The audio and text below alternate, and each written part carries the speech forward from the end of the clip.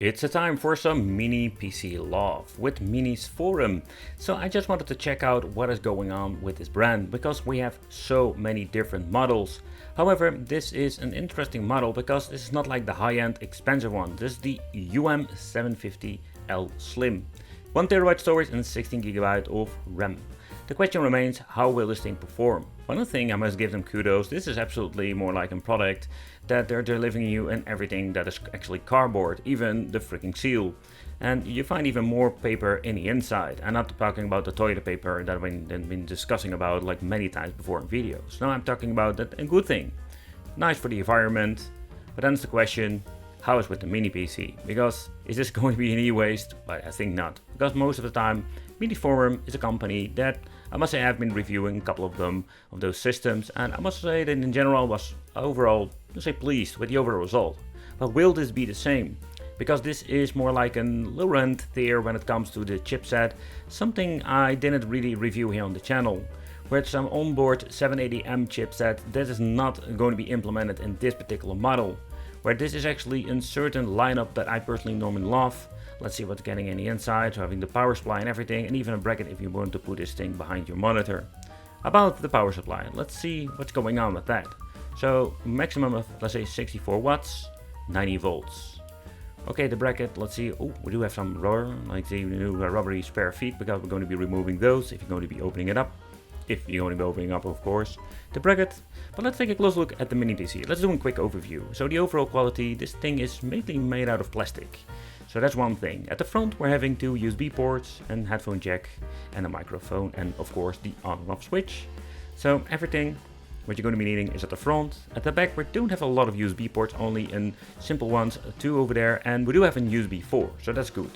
So the overall massive, let's say, back we do have like plexi, and we need to remove the, let's say, rubbery feet for actually having this thing opened up.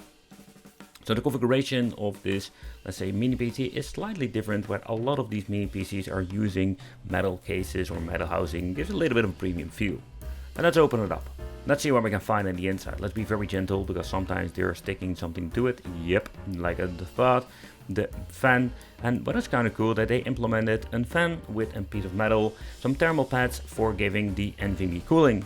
And the NVMe, yeah, that is going to be absolutely a very nice gimmick, or actually gimmick, something we'll be needing, because the NVMe's can become really hot.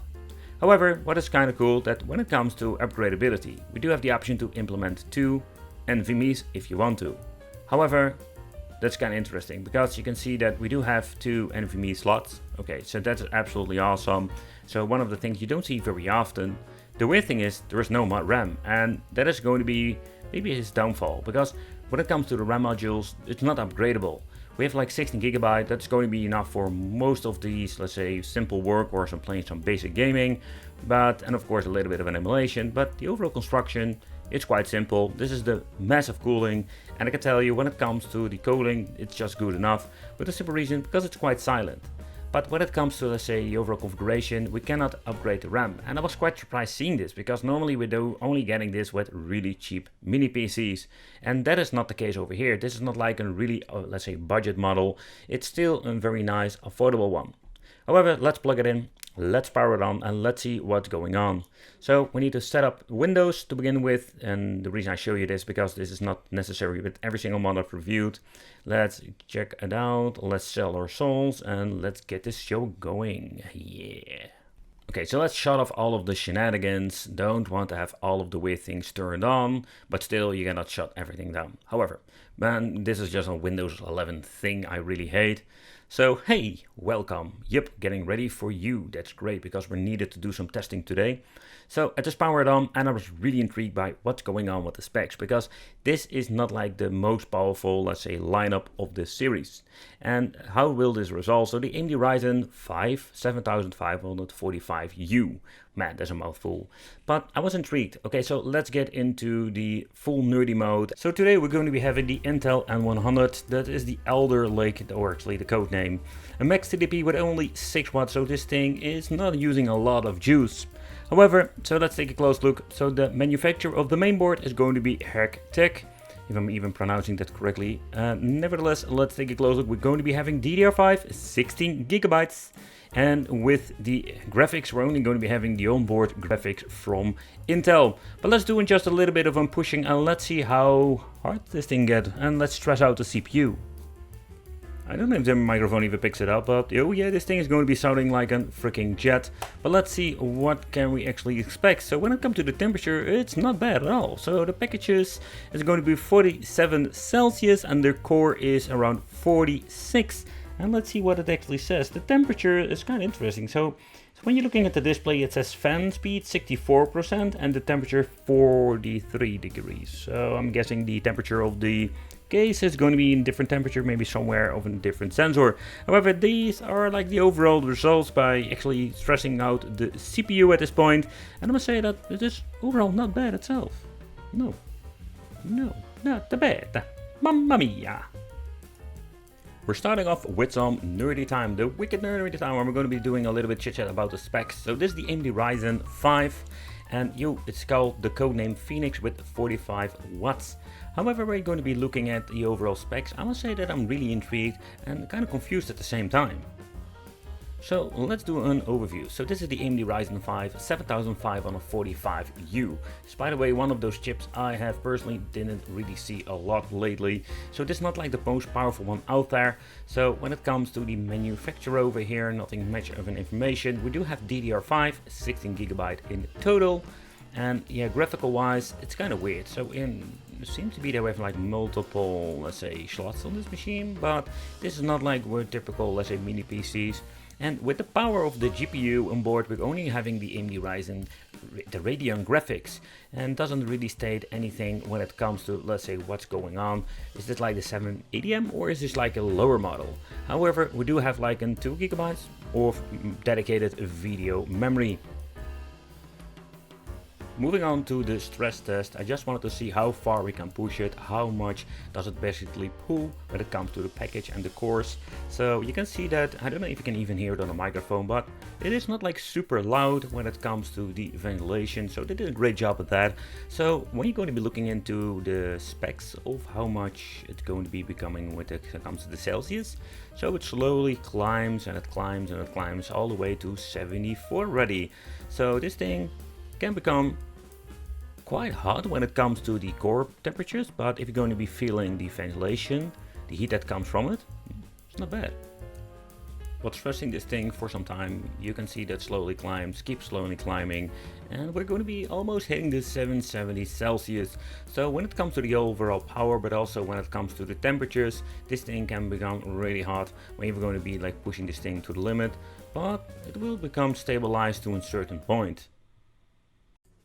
Okay, so there's one thing I actually wanted to do is looking into what kind of CPU or chipset we're actually going to be using or what they're using. So this is an interesting one. We're having over here the AMD Ryzen 5. This is the 7545U. This is the first time I've actually seen it. So it's actually made for premium laptops, and of course they're using this in the mini PC. So let's go to the general specifications. So when it comes to this, it is actually the 7000 series, but it makes sense, of course, Captain Obvious. But over here we're having 6 cores, we're having 12 threads, and we have a max boost of 4.9 GHz. But I think what was even more interesting, so the max TDP is 28 watt over here that they say we have a comfortable, let's say, TDP. If you're going to change it out, you want to tweak with it, but not to an extreme format. So the max operation is 100 Celsius. But what makes it even more interesting is this, like, what's going on with the graphics. So they're using the AMD Radeon 740M. So it's not the 780M, so I'm really curious how will this thing perform against the 780M in the more, let's say, high-end versions of the AMD Ryzen. So if you're going to be looking at the Radeon 740M versus the 780M that we're known with, like a lot of mini PCs I've reviewed, you can actually see what's going on. So when it comes to the wattage and everything, so the 740M is not that powerful. Let's say 50% less power than the 780M. And what's kind of cool, they have like this statistic where you can actually check out what's going on, what kind of different GPUs and how much power it is. So you can actually see that the 780M is getting really close to the GTX 1650. It's like a little bit of a small, let's say, difference between it, but that's what makes this 780M pretty cool.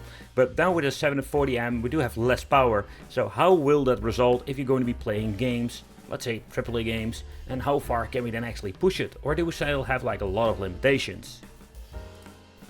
Despite we're missing a lot of power compared with the 780M onboard GPU, we still have the option to play all kinds of very cool games, and you will be surprised how demanding some of them will be, even if you're going to be looking at the two-dimensional graphics.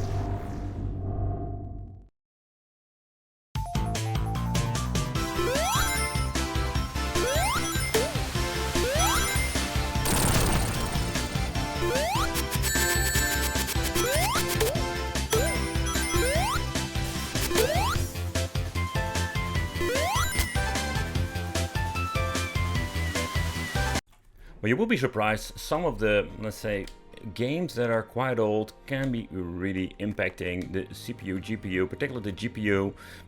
But these older ones, it's kind of cool. I'm just going to be putting it unlimited for fun to see what's going on. Full HD is actually the highest resolution. We can even crank it up to 8 times MSAA. Shadows have been enabled. There's actually not a lot of we can change out. But, you know, let's have a little bit of a fun with some Blaze Rush and let's see how far we can push this thing.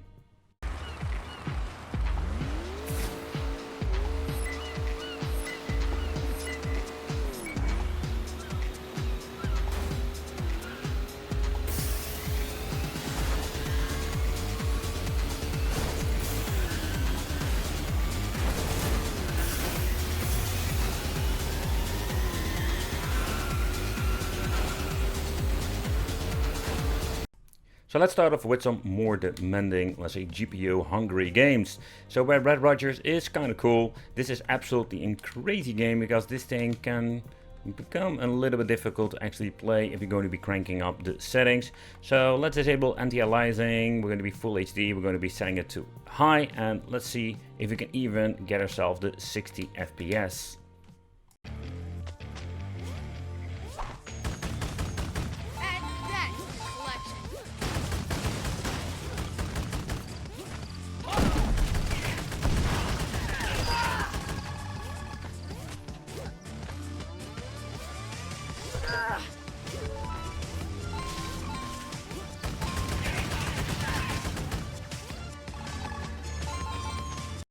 So let's get into the video options, because we don't have the 780M in here because we're going to be having a little bit struggling with some GPU power. But let's see, we're having uncapped, let's check that out. We're going to be having full window, but let's grab it full screen, full HD. And you know, let's try the medium settings. So to check out if you can even have some overall performance there to actually have a playable situation.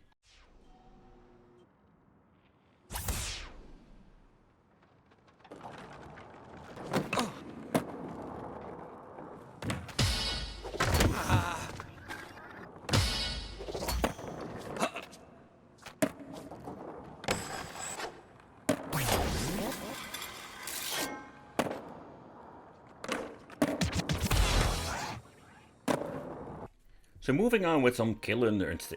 So I mean, killer instinct.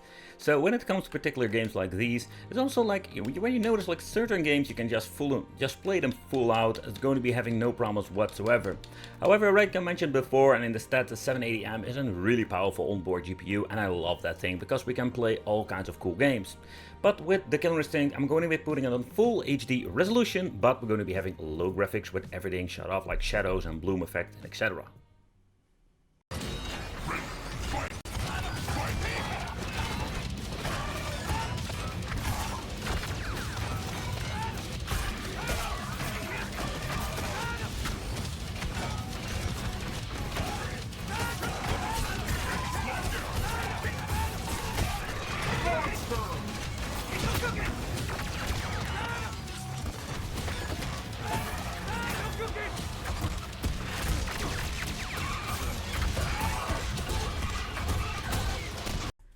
So when it comes to Crash Bandicoot, I think it's going to be similar like many games, like AAA games.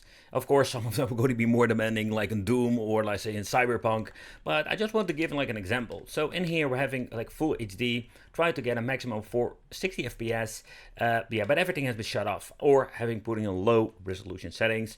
With Tony Hawk we did like a medium mix, and you know that didn't have like the full 60 frames per second, but the overall performance was okay, playable. But let's get into some Crash Bandicoot. It's time for some crashing. Yeah!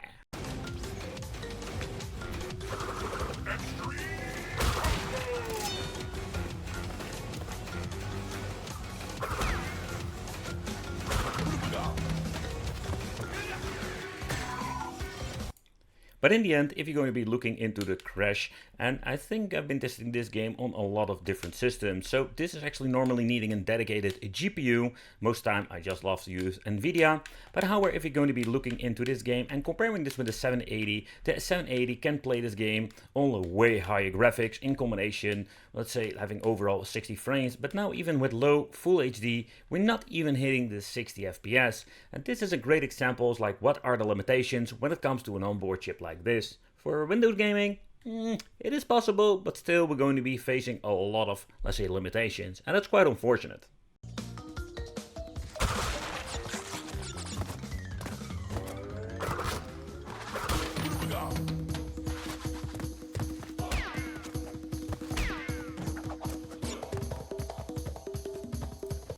But what you can actually see is that I'm messing up the game. That's one thing for sure. I was just clicking here to start recording my voice. But the point is that when you're going to be looking into the overall performance of, let's say, the higher end cheap onboard GPUs and this 780M onboard chip, yeah, you can actually see that we're struggling getting 60 frames on full HD, and we're even setting everything to freaking low. And I think it's absolutely a little bit of a disappointment. So this meaning if you just want to play some more demanding games, if you just want to play in Cyberpunk or something else, yeah, this is not going to be an overall fun 60 frames per second experience. With a 50, it's going to be playable in my opinion, but this is not, of course, the way you want to play.